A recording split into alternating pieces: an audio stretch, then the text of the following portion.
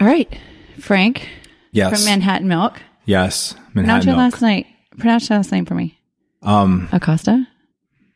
I say Acosta. Acosta. Because you're Italian? Mexican. Yes. So which parent is from Mexico? But that's correct. A lot of people say Acosta. I actually had this conversation with my dad the other day because he is dad's here. He's Mexican. Okay, so Frank Acosta from Manhattan Milk. Yes. And you have a partner. His name is Matt Marone. Yes. Okay, Okay. I'm not going to lie. I'll say that I've watched, of course I've Googled you, right? And I've looked at your Instagram. I've looked at your website. I've watched all of the videos that come up, and there's no consistency as to what his last name is. Sometimes it says Malone. Yeah, I think that was a typo. Marone. Well, I mean, it depends on how he pronounces it. How does he pronounce it? I don't know. I think he says Marone, but I don't know. Ever since I've known him, it was Marone. So I mean, it depends on Marone. Okay. It depends on how Italian we are that day. So yesterday, don't laugh at this because it's a very girly thing, but I looked at my horoscope before I came here, and it basically told me that I needed to start looking for the accents, that Cupid was looking out for me on my trip. It actually said, you're going somewhere and Cupid's looking out for you, and listen for all the accents.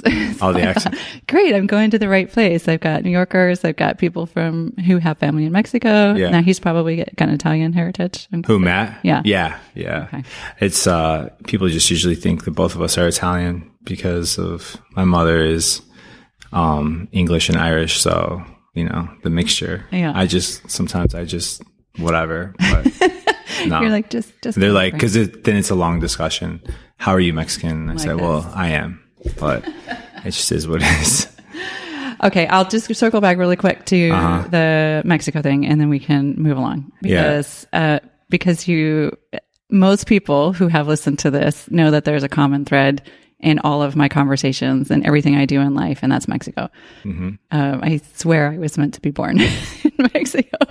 So the moment I see people who have some sort of connection there, I latch on. Yeah, so I mean, that's why the I think it was about that. It was it's a project that we've been working on for almost 6 months. We're almost there, but I think it was just something where I wanted to kind of explore my heritage and get back to my roots. Reasons. Yeah. So that's probably the number one result that motivated me to do something there.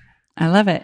So how long has Manhattan Milk been around? So we've been around now for close to 15 years, maybe 14 years. I mean,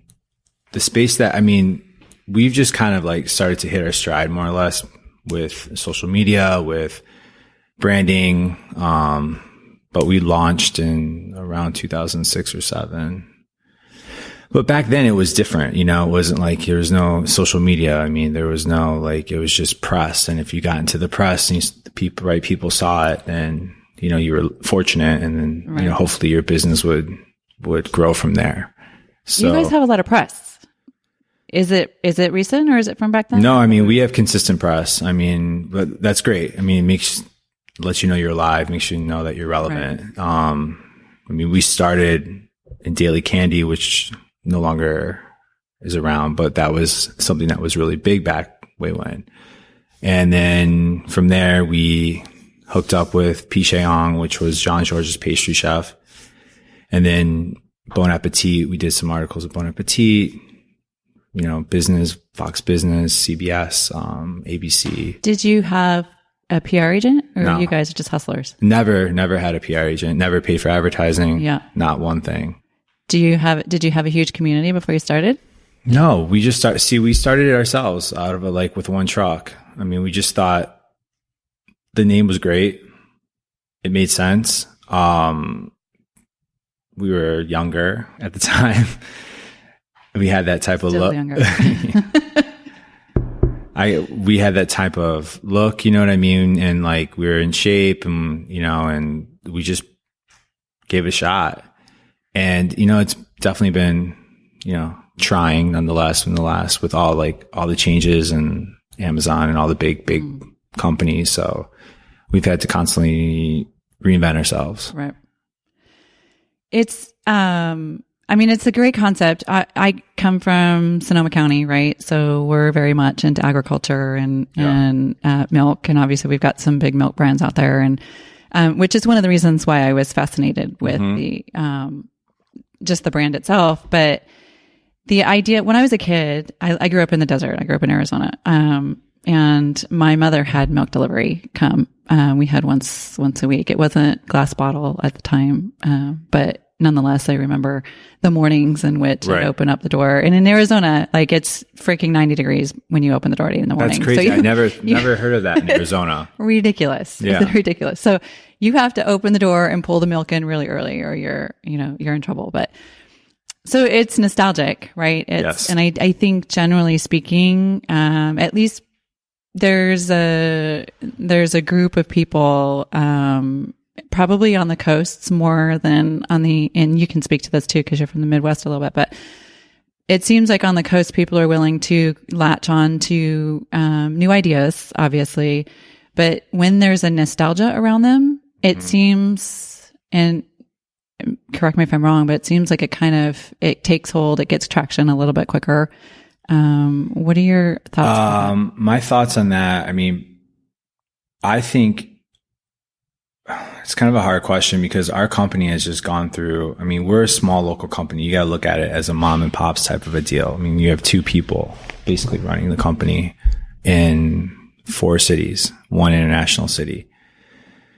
I think you got to know how to get to your market and you got to know how to change. When we started, the nostalgic thing was a big hit, and then the big grocery centers started taking over and people started saying, hey, like maybe I'll just get, mainstream milk, with my potato chips delivered to me. It's more about price. And I think there's a lot to say about a lot of big companies that are filing for bankruptcy and, dairy companies and, people were just creating this false bottom with like the price of milk. And now milk has just gotten such a bad rap with people are like going to plant-based milks and stuff like that. It's just something that we've had to, take on the chin and constantly kind of move around. It's constantly, you're ducking, weaving and bobbing. So being in urban Mecca allows you to have more density, allows you to have more opportunity. Usually New York is on top of trends. So is, LA, San Francisco, but New York usually is on top of that. But, it's just now that we're getting to more of a sustainable mode and people are starting to realize like, all right, like sustainability is big. Like, we're getting back to probably our roots of glass milk, home delivery. People love, where people have the milk box, outside their door and we do it. And it's more of a community movement. I think for a long time, it's not been a community movement. It's been just opportunists, like how can I save here? How can I save here? Like, why does my food, my food should cost $1? Like, how do you validate? How do you justify what are you eating that costs like hamburger meat that costs 89 cents? Like, how is that good for you? Right. And I think like people like in the United States have this notion that, everything should be cheaper, better, faster, and last longer. And then when you go to other countries, and I think that's why a lot of people get sick, is that they don't believe in that. It's like, it's fresh. It's fresh. Like, there's enzymes and bacteria that actually belong in milk. It shouldn't be like flash radiated for 100 days of longevity. So, there's 100 days. Really?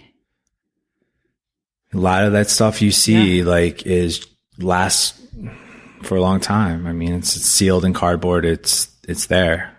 So, I mean, I think, understanding why people might be lactose intolerant, why probiotics are so big right now is because they're not drinking products that have enzymes and bacteria in them and that are low temp pasteurized. That's why raw milk is such a huge thing too. I mean, raw milk you can't do in the US, in New York, but people want it. Chefs want it because it's full of nutrients. So you just said low temp pasteurized? Yeah. What does that mean exactly?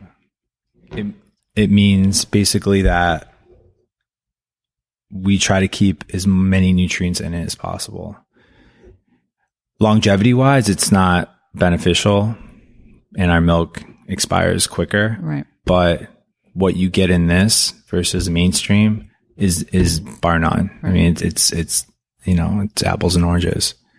So, okay, this brings me to a question, and I've been battling with this. I do mastermind groups a lot, and there's, all of us sitting around a table, and everybody's got a new business project or something, and we're kind of supporting each other. And we've had this ongoing discussion about companies that stay smallish or even potentially medium size versus companies who have this idea that they want to go big and potentially go public or sell or that type of thing.